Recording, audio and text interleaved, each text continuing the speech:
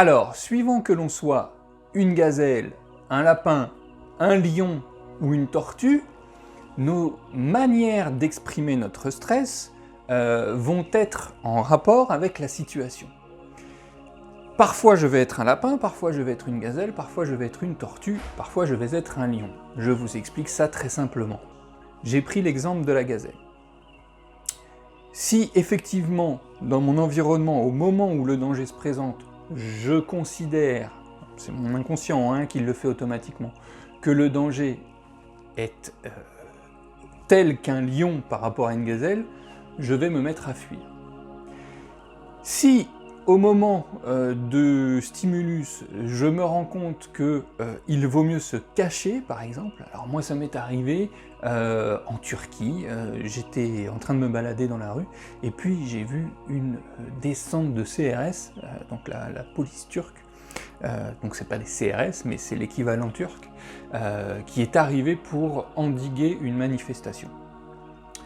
Je peux vous assurer qu'à ce moment-là, il vaut mieux pas faire la gazelle, parce qu'on peut être rattrapé par confusion si on veut être pris pour un manifestant.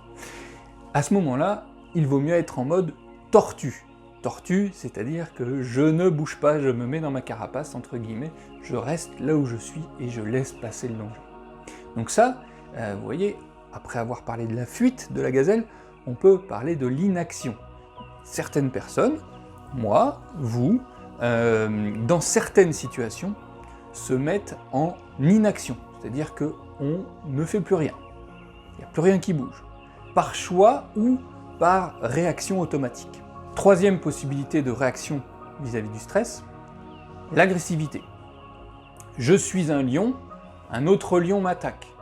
Je peux fuir, si je suis un peu vieux, ou je peux attaquer. Mon objectif, en tant que lion, si j'attaque, c'est d'anéantir le danger.